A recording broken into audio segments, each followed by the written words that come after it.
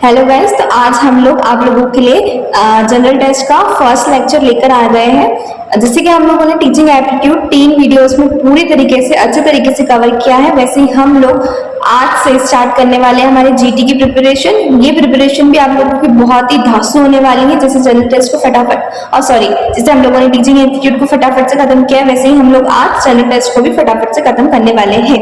मतलब आज तो फर्स्ट लेक्चर होगा जो कि बहुत ज्यादा स्मूथ जाने वाला है। सेकंड लेक्चर में थोड़ी बहुत डिफिकल्टी होगी बिकॉज उसमें हम लोग कुछ मैथ्स के क्वेश्चन करने वाले हैं। अभी थोड़ा बहुत नॉलेज वाले ट्रिक्स वाले क्वेश्चन है जो कि इतने वो नहीं होते, थोड़े बहुत इजी हो जाते हैं। तो आज हम लोग सिर्फ और सिर्फ थ्योरी पढ़ेंगे। आज भी और कल भी हमें दोनों में थ्योरी पढ़ेंगे कि किसमें क्या होता है। दोनों दिन हम लोग एक ओवरव्यू लेने वाले हैं। जो तीसरा दिन होगा उसमें हम लोग पीवाईक्यू सॉल्व करेंगे और इन सब चीजों की प्रैक्टिस करेंगे, यानी क्वेश्चन प्रैक्टिस करेंगे, जिसमें हम लोग आप लोगों को बताएंगे कि हम लोगों ने थ्योरी में क्या पढ़ा था। उस थ्योरी को हम लोग प्रैक्टिकली थर्ड वीडियो में हमारे सॉल्व करेंगे, यानी कि इन शॉर्ट जो हम लोगों ने आज पढ़ा है उसको प्रैक्टिकली हम लोग परफॉर्म करने वाले हैं थर्ड वीडियो में। तो दो दिन हम लोगों के थ्योरी क्लासेस चलेगी, जिसमें हम लोग कल की क्लासेस में मैथ्स वाला ज्यादा पोर्शन कवर करेंगे। आज की क्लास में थोड़े से ट्रिक्स वाले थोड़े से इजी करने वाले हैं कंप्लीट। और तो यहीं पर हमारा इंट्रोडक्शन खत्म होता है। ध्यान दीजिएगा, अच्छे से देखिएगा। और स्टार्टिंग में ही बोल देना चाहती हूँ कि जो भी टॉपिक पढ़ा रहे हैं वो पीवाईक्यू से ही सिलेक्ट करे हैं। कुछ टॉपिक होंगे जो कि उसके सिलेबस में है तो वो ऐड करना ही पड़ेगा बिकॉज सिलेबस में है। Otherwise most of the topics हम लोगों ने पीवाईक्यू में से ही निकाले हैं और उसी को हम लोगों ने ज्यादा फोकस में लाके पढ़ाया है। ठीक है, जो पीवाईक्यू है आप लोगों को थर्ड वीडियो में अच्छे से एक्सप्लेन वे में मिल जाएगा उसका पूरा वीडियो। तो चलो स्टार्ट करते हैं। किसी भी टॉपिक को स्किप मत कीजिएगा। क्यों? क्योंकि जितने भी टॉपिक्स पढ़ा रहे हैं सब इंपॉर्टेंट है और इसमें से 70% आप लोगों का आने वाला है। ठीक है, क्यों आएगा? क्योंकि ये पीवाईक्यू के ऊपर पूरी तरीके से बेस्ड है, जितनी भी प्रिपरेशन हम लोग आप लोगों को करवा रहे हैं। चलो स्टार्ट करते हैं गाइस। तो आज हम लोग क्या पढ़ेंगे? हम लोग सबसे पहले हमारा टॉपिक कवर करेंगे ब्लड रिलेशन का। ठीक है, ब्लड रिलेशन आप लोगों को पता है क्या होता है?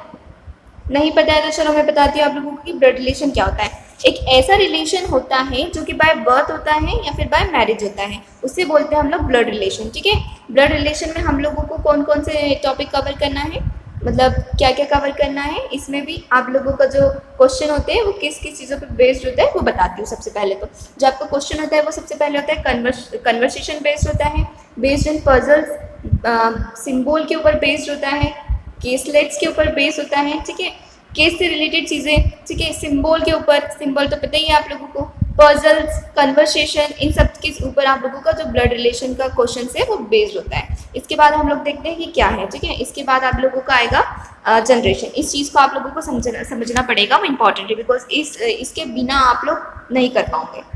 इसको समझना ज़रूरी है, इसको लर्न करना पड़ेगा। आप कैसे? जैसे कि जनरेशन ए में आते हैं आपके ग्रेट ग्रैंड पेरेंट्स। अब ग्रेट ग्रैंड पेरेंट्स कौन होते हैं? अपने दादाजी के पापा, यानी कि अपने पापा के दादाजी, वो कौन होते हैं? Great grand parents. ओके, इनको डिनोट क्या करते हैं? ए से। ठीक है, और फिर आते हैं हमारे जनरेशन बी में आते हैं ग्रैंड फादर ग्रैंड मदर। ठीक है, अपने दादाजी अपनी दादी माँ। ठीक है, इसके बाद आते हैं सी में अपने papa mummy uncle aunty. Okay, uncle aunty, चाचा या चाची, फिर बड़े पापा बड़ी मम्मी। ठीक है, फिर उसके बाद आते हैं हमारे डी, जिसमें क्या होता है? अब हम खुद, हमारा भाई, हमारी बहन, हमारी वाइफ, हमारे हस्बैंड। ठीक है, उसके बाद आते हैं हमारा जनरेशन ई, जिसमें क्या आते हैं? सन, हमारा बेटा, हमारी बेटी, हमारी नेफ्यू, हमारी नीस। ओके, फिर आता है जनरेशन एफ, जिसमें आता है ग्रैंड सन, ग्रैंड डॉटर, पोता या पोती। जनरेशन जी, ग्रैंड ग्रेट डॉटर। ये तो समझ ही गए होंगे, जैसे कि ग्रेट ग्रैंड पेरेंट्स होते हैं वैसे ग्रैंड ग्रेट डॉटर। ओके, चलो उसके बाद हम लोग आगे बढ़ते हैं। आगे है हम लोगों का नोटेशंस। देखो भाई, जैसे कि जनरेशंस को समझना इंपॉर्टेंट था, वैसे ही आप लोगों को नोटेशंस को भी समझना जरूरी है। इसके बिना आप लोग आपका क्वेश्चन नहीं सॉल्व कर पाओगे। इसको आप लोगों को बाय हार्ट लर्न करना पड़ेगा। आई डोंट नो कैसे आप लोगों को इसको रट्टा ही मारना पड़ेगा। इसको लर्न करो बिकॉज इसके बिना क्वेश्चन सॉल्व नहीं होगा। ठीक है, पहले ही बता दे रही हूँ। चलो स्टार्ट करते हैं। अगर ए मेल है तो मेल को हम लोग सर्कल से डिनोट करते हैं। अगर ए फीमेल है तो हम उसको कैसे? स्क्वायर से डिनोट करेंगे। अगर ए एक चाइल्ड है यानी कि हम लोग हैं तो हम लोग उसको किसी भी सिंबल से डिनोट नहीं कर रहे हैं। ठीक है, फिर इसके बाद आता है if A is the brother of B. अगर ए बी का भाई है तो हम उसको डबल लाइन से डिनोट करने वाले हैं। सिर्फ भाई को ही नहीं, हमारी जनरेशन के जितने भी बच्चे होंगे, हमारी बहन हो गई, हमारे कजन्स, ब्रदर्स, सिस्टर्स जो भी हो गए, हम उन सभी को कैसे डिनोट करने वाले हैं, डबल लाइन से डिनोट करने वाले हैं। फिर if A is a wife of B, अगर किसी भी मैरिज कपल का रिलेशनशिप शो करना है तो हम लोगों को उसको सिंगल लाइन से डिनोट करना है, ठीक है।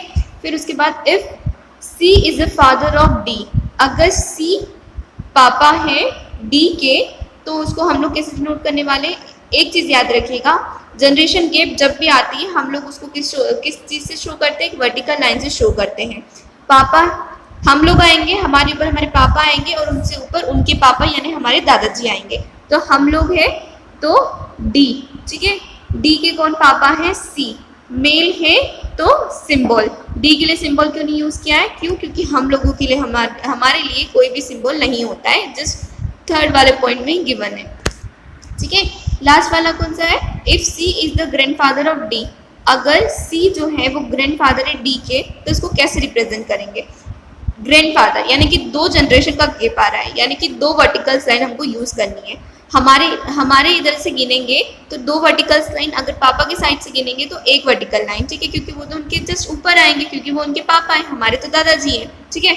लेकिन हम लोगों को ये चीज़ हमारे से ही गिनना है, क्योंकि हम लोग सॉल्व कर रहे हैं तो हम लोगों को हमारे से उनका रिलेशन कहाँ से बन रहा है उसके अकॉर्डिंग हम लोगों को लाइन और सिम्बॉल्स रिलेशनशिप में जितनी भी क्वेश्चंस आने वाले हैं सभी को हमारे इधर से गिनना है हम लोगों को, ठीक है। पापा के इधर से नहीं गिनना है या किसी और के अकॉर्डिंग भी नहीं गिनना है। तो दादाजी हैं तो 2 जनरेशन गैप यानी कि 2 वर्टिकल्स लाइन आएगी। हम ठहरे यहाँ पर, हमसे ऊपर आ गए हमारे पापा से ऊपर आ गए हमारे दादाजी, ठीक है। तो ये हो जाएगा हमारा दादाजी से हमारा रिलेशन, ठीक है। फिर इसके बाद हम लोग आगे बढ़ते हैं, आगे क्या है। इसके बाद कुछ इम्पॉर्टेंट चीज़ गिवन है वो रीड आउट कर देती हूँ एक बार।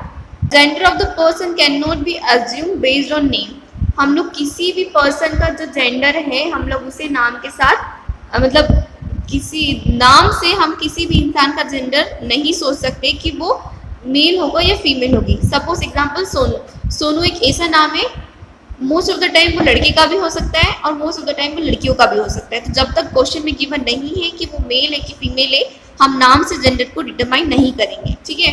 ये रूल है। इसके बाद है if a statement says X is the son of Y, the gender of Y can not be determined unless mention in the question. Again वही चीज रिपीट हुई है, जो एक्स है वो वाई का बेटा है, तो जो वाई है हम नहीं जान सकते कि वो मेल है कि फीमेल है तब तक उसको क्वेश्चन में मेंशन नहीं कर देता, ठीक है। उसके बाद है हम लोगों का friends, girlfriends, boyfriends are not included in the tree of blood relation pictorial representation. Girlfriends, friends, boyfriends blood relation के अंदर नहीं आएंगे इससे रिलेटेड क्वेश्चंस, ठीक है। Only relationship with the blood and marriage are included, कौन कौन सी रिलेशनशिप्स इंक्लूड होगी, सिर्फ ब्लड वाली और मैरिज वाली, ठीक है। फिर इसके बाद नेक्स्ट हमारा टॉपिक है कन्वर्सेशन बेस्ड। एक क्वेश्चन आप लोगों को गिवन है, देखते हैं इसमें क्या है। Introducing a boy, a girl said he is the son of the daughter of the father of my uncle, how is the boy related to the girl, ठीक है। एक लड़की ने एक लड़के को इंट्रोड्यूस करते टाइम क्या बोला, उसने कहा कि जो लड़का है वो मेरे अंकल के पापा की बेटी का लड़का है, ठीक है, ये कहा उसने। तो सोचो जो अंकल है वो उसके हुए चाचा, ठीक है। अंकल से यहाँ पड़ोसी को नहीं लेना है, बड़े पापा और चाचा काका जो भी आप लोग यूज करते हो वर्ड्स, ताऊ जी, ठीक है, उनको लेना है, ठीक है। तो अंकल जो हो गए वो हो गए अपने पापा के भाई, ठीक है। तो जो पापा के भाई के जो मतलब पापा के भाई नहीं, चाचा ही मानो वरना और कंफ्यूजन हो जाएगा आप लोगों को। जो अपने चाचा है उनके जो पापा है उनकी जो बेटी है उनका ये बेटा है, ठीक है। तो चाचा के पापा कौन लगे आपके, दादाजी, दादाजी की बेटी कौन है आपकी, बुआ, और बुआ का बेटा कौन है आपका, कजिन। तो यह हो जाएगा आपका राइट आंसर कजिन, ठीक है। आगे बढ़ते हैं। इसमें कुछ क्वेश्चन है जो कि आप लोगों के लिए गिवन है, इसमें से आप लोगों को इन क्वेश्चंस को आप लोगों को क्या करना है, प्रैक्टिस करना है, ठीक है। इसके जो आंसर है आप लोगों को गूगल पे मिल जाएंगे और हो सका तो मैं भी आप लोगों को टेलीग्राम चैनल पे आपके इन क्वेश्चंस की आंसर प्रोवाइड कर दूंगी। अदरवाइज गूगल तो भाई सब कुछ देता है, बस ढूंढने की देर होती है। क्वेश्चन टाइप करना, आंसर आ जाएगा, लेकिन जो इसका सोल्यूशन है वो आपको खुद करना है, ठीक है। एक और चीज़ कहनी थी कि इतना सिंपल वे में सिर्फ मैंने आप लोगों को समझाने के लिए बताया है। क्वेश्चंस कंफ्यूज करने के लिए ट्रिकी आ जाते हैं, थोड़ा सा कंफ्यूज करने के लिए बच्चों को इधर उधर घुमा देते हैं, वरना क्वेश्चन सिंपल होते हैं। अगर बेसिक चीज़ आती है इस चीज़ की, क्वेश्चन कितने भी लेवल पे वो कंफ्यूज करने की कोशिश कर दे, आप लोग निकाल लोगे उसको अच्छे से। बेसिक क्लियर कर लो, जो मैंने समझाया है वो बहुत ईजी वे में समझाया है फिलहाल, क्योंकि जो अपना लास्ट वाला जो वीडियो आने वाला है उसमें हम इससे रिलेटेड क्वेश्चन जब प्रैक्टिस करेंगे ना, तब क्वेश्चन प्रैक्टिस करते करते आप लोगों को समझ में आ जाएगा कि क्वेश्चन किधर से किधर घूम जाता है और उसकी जो टफनेस है वो कहाँ से कहाँ पहुँच जाती है। नेक्स्ट टॉपिक पे पहुँचते हैं इसका, ठीक है। नेक्स्ट है हम लोगों का टॉपिक कोडिंग एंड डिकोडिंग, ठीक है। चलो स्टार्ट करते हैं। सबसे पहले बता देती हूँ, जो कोडिंग और डिकोडिंग होती है वो 6 टाइप्स के होते हैं। कौन कौन से होते हैं? एक नंबर कोडिंग होता है, लेडर कोडिंग होता है, मिक्स कोडिंग होता है, ठीक है, और mix number coding, decoding, symbol coding, ठीक है। फिर इसके बाद हम लोग आगे बढ़ते हैं। इसमें आप लोगों को क्या गिवन है मैं रीड आउट कर देती हूँ। In this type of questions either alphabetical code values are assigned to symbols और symbols are assigned to alphabets। इस प्रकार के क्वेश्चंस में क्या होता है कि जो अल्फ़ाबेट है उसको हम लोग सिम्बोल्स के साथ, मतलब सिम्बोल से रिप्रेजेंट करते हैं, या फिर जो सिम्बोल्स है उसको हम अल्फ़ाबेट से रिप्रेजेंट करते हैं। ये क्वेश्चंस में दिया है। एग्जाम्पल देख लेते हैं, जैसे कि in a certain code ECAM is written as $$n and ERA is written as $, circumflex और स्टार। ये वाला जो कैप वाला है ना, इसको क्या बोलते हैं? सर्कमफ्लेक्स बोलते हैं। जिनको नहीं पता है उनके लिए मैं लिख देती हूँ, ये आपका C है, ठीक है, C है ये कैप वाले को हम लोग सर्कमफ्लेक्स बोलते हैं, ठीक है। फिर अगर ECAM को ऐसा लिखा है और ERA को ऐसा लिखा है, तो बताओ आइसक्रीम को कैसे लिखेंगे? बहुत इजी है, बहुत इजी है। बताओ कैसे? चलो बताती हूँ आप लोगों को कैसे। देखो, थोड़ा सा बड़ा कर लेते हैं हम लोग ताकि इजी हो हम लोगों के लिए। देखो, आइसक्रीम में आई ऑलरेडी गिवन है। आई किधर गिवन है? अब विजिबल है ना? हाँ, तो देखो आइसक्रीम है, तो आइसक्रीम में आई यहाँ पर ईरा में कैसे नोट किया है? क्वेश्चन मार्क्स नोट किया है। तो चलो कर लेते हैं क्वेश्चन मार्क। सी ECAM में कैसे नोट किया है? डॉलर के साइन से। चलो कर लेते हैं भाई, ये भी कर लिया, ठीक है। फिर जो E है वो यहाँ पर कैसे नोट किया है? स्टार से, सॉरी @ से, @ को भी लिख लिया भाई। C अगेन आ गया है, जिसको हम लोगों ने किया था डॉलर से। फिर इसके बाद आ जाता है R, जो कि ईरा में था, जिसे किया था हम लोगों ने सर्कमफ्लेक्स से। फिर आ जाता है वापस से E, जिसे हमने किया था @ से। A आ जाता है, जो कि ECAM में भी है और ईरा में भी है। स्टार से M अपना आ जाता है एंड से, ठीक है। ये हम लोगों ने बिना आंसर देके सॉल्व किया है। चलो अब चेक करते हैं कि इसका आंसर क्या है। इसका आंसर क्या है, चलो देख लेते हैं। वैसे सॉल्यूशन यहाँ पर गिवन है कि देखो कि किसको किस चीज़ से वो किया है, डिनोट किया है, बट फिर भी चलो देखते हैं। हमारा क्वेश्चन मार्क, ठीक है, डॉलर, ठीक है, @ ठीक है, डॉलर, ठीक है, सर्कमफ्लेक्स, ठीक है, @ ठीक है, स्टार, ठीक है, एंड ठीक है। यानी कि बिना देखे हम लोगों ने क्वेश्चन को सॉल्व कर लिया है। बहुत इजी क्वेश्चन था, बहुत बेसिक लेवल का था। जस्ट बिकॉज ये क्वेश्चन इसके लिए इतने इजी लिए हैं क्योंकि कुछ बच्चे ऐसे जिनको अभी तक GT और टीचिंग एप्टीट्यूड में क्या होता है, कैसा होता है, कुछ नहीं पता है, उनके लिए स्पेशली डिज़ाइन है। जो एग्ज़ाम की जो क्वेश्चंस की जो टफनेस है ना, वो जरा आप लोगों को सेकंड और थर्ड वीडियो में ही देखने को मिलेगी। अभी तो सिर्फ बेसिक चीज़ें कवर कर रहे हैं ताकि एक बार रिकेप हो जाए, जिनको आता है उन लोगों के लिए भी, ठीक है। ये वाला हो गया क्वेश्चन। नेक्स्ट पढ़ते हैं। नेक्स्ट 2 चीज़ गिवन है, दोनों आप लोगों को करनी है। आप लोगों के लिए लेकर आई हूँ, दोनों क्वेश्चन करो, इनकी आंसर निकालो। आंसर कहाँ से मिलेंगे? गूगल से मिल जाएंगे, अदरवाइज मुझे टाइम मिला तो मैं आप लोगों को भेज दूंगी इनके आंसर, ठीक है। अब नेक्स्ट टॉपिक पे चलते हैं हम लोग हमारे। खत्म, कुछ बचा तो नहीं है? सॉरी गाइस, बचा है कुछ? देखो, देख लिया, वरना छूट ही जाता है ये तो हमारा। चलो स्टार्ट करते हैं। नेक्स्ट है, एक और कर लेते हैं इसे भी। In this question code values are assigned to a word और a group of words and the candidate is required to find out the original word. कुछ क्वेश्चन के कोड वर्ड्स या ग्रुप ऑफ वर्ड्स के साथ assign करे गए हैं। सो हम लोगों को इसमें से ओरिजिनल वर्ड्स को निकालना है। तो कैसे निकालेंगे, चलो देखते हैं। हाँ, जानती हूँ कि नहीं समझ में आया होगा बोलना क्या चाह रहा है, पर क्वेश्चन के अकॉर्डिंग आ जाएगा समझ में। ठीक है, इस क्वेश्चन के लिए आप लोगों को ABCD लिख लेना चाहिए। मैं लिख देती हूँ, 2 मिनट का 2 सेकंड का टाइम है भाई, मैं लिख दूंगी फट। हमारी ABCD लिख चुके हैं हम लोग। चलो स्टार्ट करते हैं। एक चीज आप लोग नोटिस कीजिएगा कि जो F है और E है, दोनों का गैप क्या है, +1। ठीक है, जो L है, जो K है, इसका भी जो गैप क्या है, +1। +1 यानी कि अल्फ़ाबेट के बीच में कितना गैप आ रहा है। ठीक है, आगे आ रहा है, पीछे आ रहा है, ये बाद में देखेंगे। अभी जो गैप है वो +1 का या -1 का वो नहीं देखना है। अभी देखना है कि आपका 1 डिजिट का गैप आ रहा है, यानी कि जो F है उसके जस्ट पीछे वाला डिजिट के साथ उसको डिनोट कर दिया गया है। L को भी सेम वही प्रोसेस की गई है। देखो मैं बताती हूँ इसमें। ठीक है, F को E के साथ डिनोट कर दिया गया है, L को K के साथ डिनोट कर दिया गया, एक पीछे चले गया है, फिर O में भी एक पीछे गया, N आ गया, W में भी एक पीछे गया, V आ गया, फिर E में भी एक पीछे गया, D आ गया, फिर R में भी एक पीछे गया, Q आ गया। ठीक है, ये प्रोसेस इन लोगों ने यहाँ पर करी है। तो सेम प्रोसेस आपका नेक्स्ट वाला जो निकालने का कहा गया है उसमें भी करना है हम लोगों को। G है तो G का G के पीछे क्या आएगा, F आएगा। N है, N के पीछे क्या आ रहा है, M आ रहा है। T है, T के पीछे आप लोगों को क्या आ रहा है, S आ रहा है। R के पीछे आपका आएगा Q और D के पीछे आ रहा है आप लोगों का C। ठीक है, अब मैच करते हैं कि हमारा आंसर सही है या फिर गलत।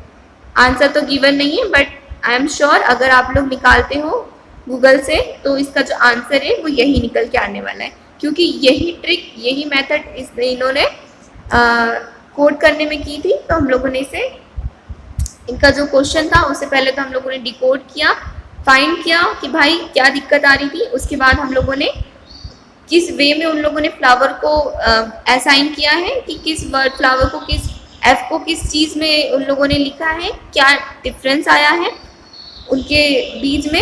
1 का सिर्फ 1 का गैप था। वैसे ही G को हम लोगों ने F क्यों लिखा है, क्योंकि G के जस्ट बाद में F आ रहा है 1 का गैप के साथ।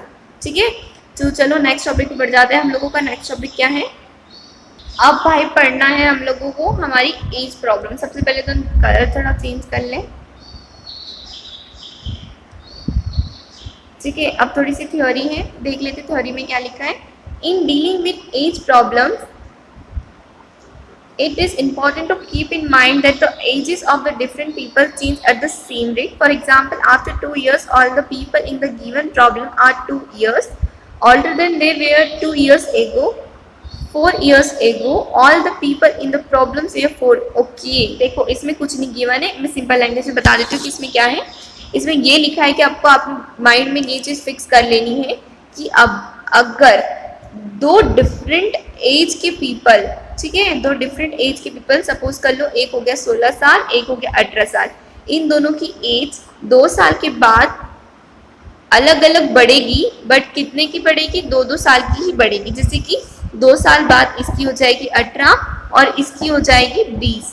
तो इसमें इन दोनों की इसमें गैप पीरियड होगा, बट अगर ये 2 साल प्लस में बढ़ रही है तो ये भी 2 साल प्लस में बढ़ेगी। अगर क्वेश्चन में 2 डिफरेंट पीपल की एज गिवन है, आप लोगों को 2 व्यक्ति गिवन है और दोनों की जो एज है दोनों की डिफरेंट है, और कहा गया है कि दोनों की एज +2 से इंक्रीज कर रही है, तो मतलब बोल रहे हैं दोनों की नहीं, अगर बोल रहे हैं कि एज की, एक इंसान की एज +2 से इंक्रीज कर रही है, तो आप लोगों को ये चीज़ माइंड में फिक्स करना है कि अगर टाइम बढ़ रहा है, एक इंसान की एज बढ़ रही, तो भाई दूसरा इंसान उसी जगह पे कैसे रह सकता है, उसकी भी एज बढ़ेगी ना।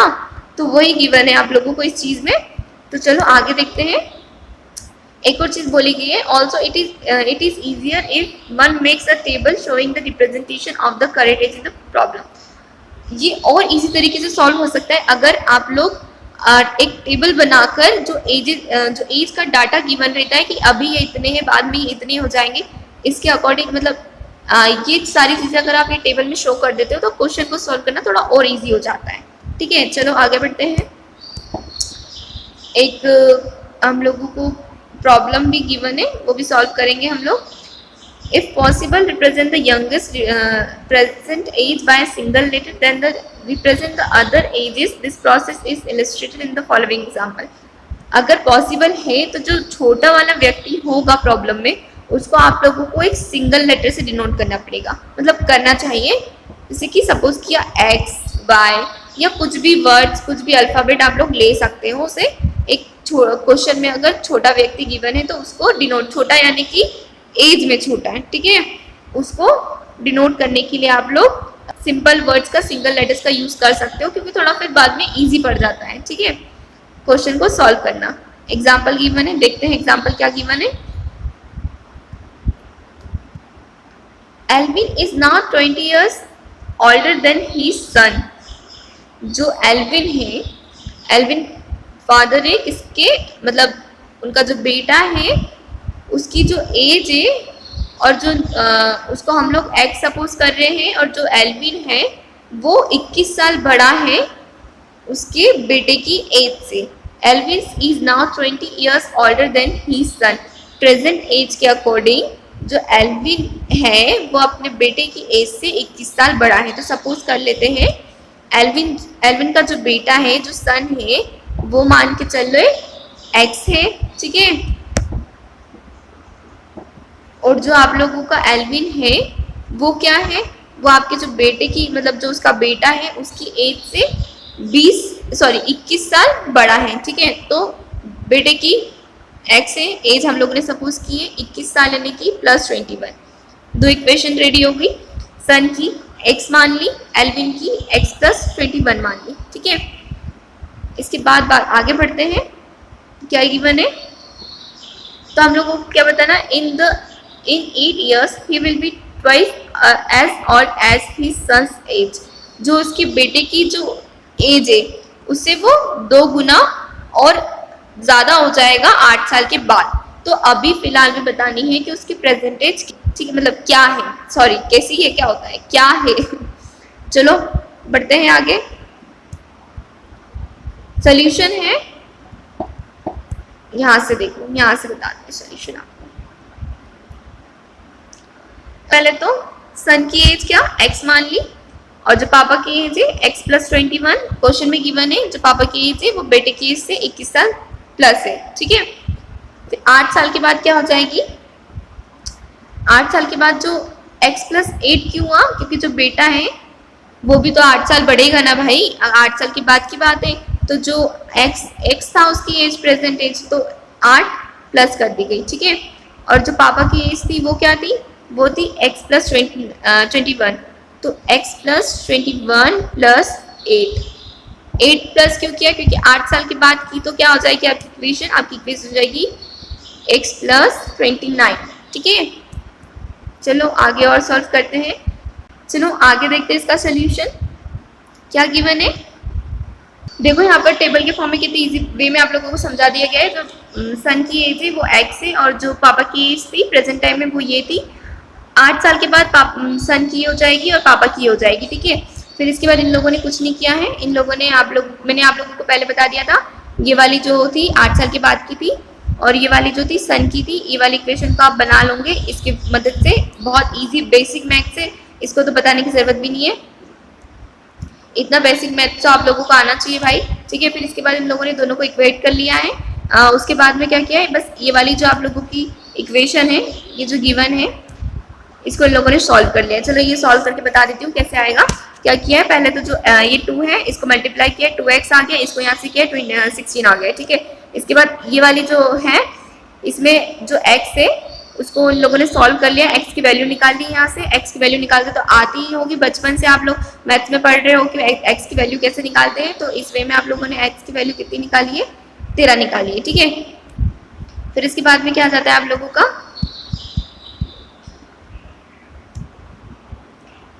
आप लोगों ने जैसे x की वैल्यू 13 निकालते तो जहां जहां भी आप लोगों ने x लिया है वहां पर आप लोगों को 13 पुट करना है।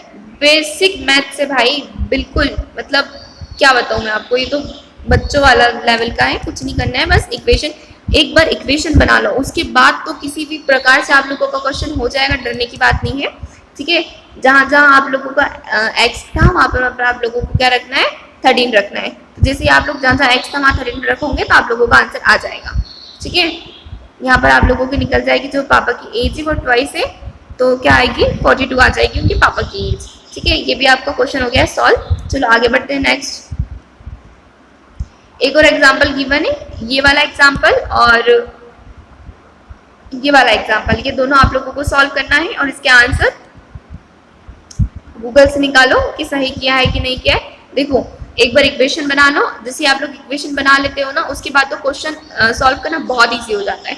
बेसिक मैथ से देखा ना कैसा किया था, एकदम बिल्कुल जो मतलब हम लोगों ने 6-7 क्लास में पढ़ा था, एक्स की वैल्यू निकालना वही था यहाँ पर, एक्स की वैल्यू फाइंड आउट करो, बस इक्वेशन बनाने की देरी, बस एक बार इक्वेशन बना लो, बाकी क्वेश्चन का आंसर ऑटोमेटिकली आप लोगों का आ जाएगा, ठीक है। नेक्स्ट टॉपिक पे बढ़ते फटाफट से। लास्ट टॉपिक पे पहुंच चुके हैं हम लोग आज के वीडियो का, सिलोगिज्म नाम है इसका, ठीक है, सुना ही होगा आप लोगों ने। चलो देखते हैं कि इसमें क्या है। इसमें स्टेटमेंट बेस्ड क्वेश्चंस आते हैं, जिसमें आप लोगों को सिलेक्ट करना पड़ेगा कि इसका जो स्टेटमेंट है वो सही है उसके कंक्लूजन के अकॉर्डिंग, यानी जो कंक्लूजन है वो स्टेटमेंट के अकॉर्डिंग सही है या नहीं है, ठीक है। एक बार रीड कर लेते हैं, there will be statement and the conclusion, ठीक है। एक बार रीड कर लेते हैं, there will be the statements and the conclusion, the challenge is to check whether the given conclusions are valid to the given statements। जैसे कि बताया, चेक करना रहता है कि जो कंक्लूजन दिया है स्टेटमेंट का वो वैलिड है या नहीं है, ठीक है। आगे बढ़ते हैं। कितने प्रकार के केसेस होते हैं इसमें, कितने प्रकार के होते हैं, ऑल सम ऑल और नो, इतने प्रकार के इसमें केस होते हैं। चलो देखते हैं 5 केस में क्या होता है, ठीक है। चलो स्टार्ट करते हैं। केस 1 है हमारा ऑल में क्या होता है, स्टेटमेंट गिवन है, ठीक है। ऑल पेपर्स आर सीजर्स, देखो आप लोग देख सकते हो, पेपर्स, जितने भी पेपर्स है वो सीजर्स है, ठीक है, ये स्टेटमेंट है। ऑल सीजर्स आर रॉक, जितनी भी सीजर है वो रॉक है, ठीक है। The possible conclusion for the above said statement can be represented in the diagram, ठीक है। जो कंक्लूजन है वो गिवन है आप लोगों का, ठीक है। Here the yellow circles represent all papers, read all seasons and green all rocks, ठीक है। तो क्या भाई ये जो स्टेटमेंट आप लोगों को प्रोवाइड किया गया है वो उसके कंक्लूजन पे उतर रहा है, खड़ा उतर रहा है या नहीं, चलो वो देखते हैं। द पॉसिबल कंक्लूजन्स आर, क्या क्या पॉसिबल कंक्लूजन्स हो सकते हैं, from inner circle to the outer circle we can say the following conclusions, अंदर वाले सर्कल से बाहर वाले सर्कल तक जाने से क्या क्या कंक्लूजन्स बन सकते हैं पॉसिबल, हम लोग आज देखने वाले। जितने भी पेपर्स है क्या वो सीजर्स है, हाँ भाई है, जितने भी पेपर्स है वो सारे सीजर्स है, देख सकते हैं यहाँ पर डायग्राम में। जितने भी पेपर्स है क्या वो रॉक है, हाँ है, क्योंकि जब पेपर सीजर्स है और सीजर रॉक्स है तो पेपर रॉक्स क्यों नहीं हो सकते हैं वो, ठीक है। फिर ऑल सीजर्स आर रॉक, जितनी भी सीजर है वो रॉक है, हाँ भाई है, ये तो ऑलरेडी स्टेटमेंट में गिवन है। Looking from outer circle to the inner circle, हम क्या क्या बोल सकते हैं, सम रॉक्स आर सीजर, हाँ भाई कुछ रॉक सीजर्स हो सकती हैं। सम रॉक्स आर पेपर्स, कुछ रॉक पेपर भी हो सकते हैं, हाँ भाई हो सकते हैं। सम सीजर्स आर पेपर, हो सकते हैं, ठीक है, क्योंकि ये टोटली एक दूसरे को ओवरलैप कर रहे हैं। अगर ये टोटली एक दूसरे को ओवरलैप करते हैं ना, तब ऐसे क्वेश्चन आता है कि वो टोटली एक दूसरे को ओवरलैप कर रहे हैं, तो बेझिझक जो चीज अंदर है वो बाहर वाली भी हो सकती है, जो बाहर वाली है वो अंदर वाली भी हो सकती है, ठीक है। चलो आगे बढ़ते हैं, सम वाला देख लेते हैं। सेकंड सम वाले में क्या है statement, some rocks are papers, diagram पे फोकस कीजिएगा। कुछ रॉक्स क्या है, पेपर है, कुछ रॉक्स, ये रहे आप लोगों के रॉक्स, ये क्या है, ये कुछ रॉक्स पेपर है, ठीक है।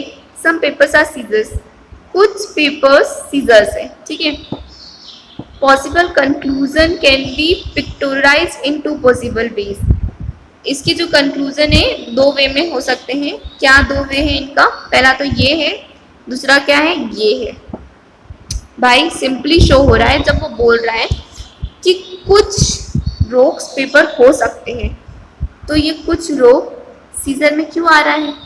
पेपर के साथ ही इसको अपना रिलेशन रखना चाहिए ना भाई। जब ये बोल रहा है कि जो रोक है वो पेपर, मतलब जो कुछ रोक से वो पेपर है, तो भाई उसको पेपर तक ही रुकना चाहिए। वो सीजर्स में जाके क्यों इन्वॉल्व हो रहा है? सीजर को क्यों बोल रहा है कि भाई मैं सीजर भी हूँ?